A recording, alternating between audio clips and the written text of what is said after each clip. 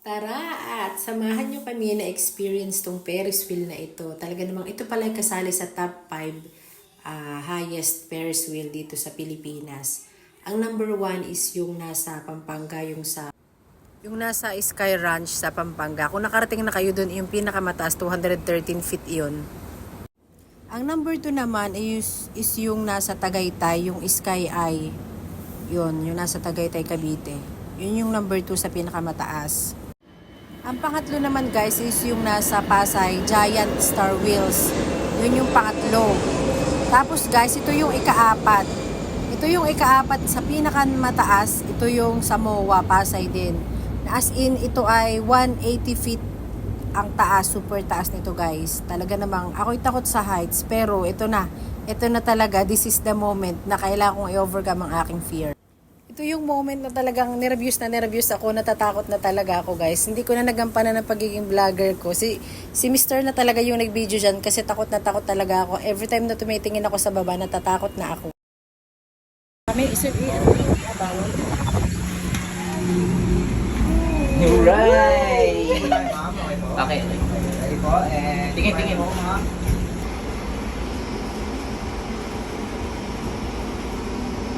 Taas, no? Mas parang kalawangan na itong mga ano nito, nakakatakot. Hindi naman. Takot. Hi, we're here riding in a Ferris wheel. Pepe, how was your experience riding a Ferris Ito wheel? yung experience Is it na nice? hindi ko malilimutan. Yes? Natatakot ako. Did you enjoy? Ito yun, ang pinakamataas na. Ha? Tingnan Are you mo. enjoying? Tingnan mo, video mo yung ano. Wow! This is the view. Nice view. Wow!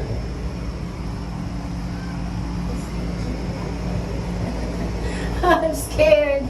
Baby, anak, I'm scared. Hold the hands of mommy. Hold. Hold. Ito yung hindi na ako makapag-vlog. Si Daddy na nag-vlog. Hold. Hold the hands of mommy so that she will not be scared. Hold her hands. Just don't look down. Alright? Okay? Video mo kaya yung baba, tingnan mo kataas. Grabe, makakatakot. Wow! Parating ka sa mataas na ito, parang It's nasa... amazing. Ganun mo yung paa mo. Yan. Look how... Dapat pala sinuot mo yung sapatos na bigay ni Tita Abby. Wow!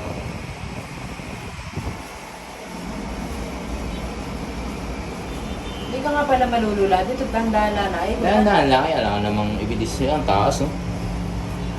Nasa tok-tok. Oh, no. Ayun, pa yung ano natin kondo sa taas, sa likod nun, no?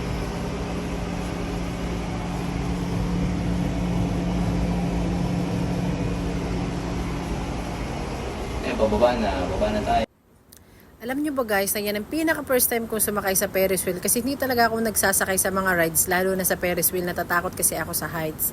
So, this time, tinry kong yung opportunity na makasakay sa Ferris wheel, kaya naman ako super happy.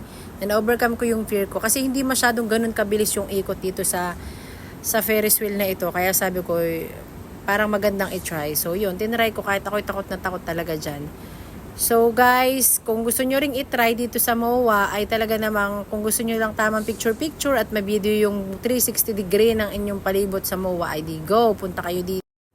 So guys, kung gusto nyo palang ma-experience ito, for only 250 ma-experience nyo ito.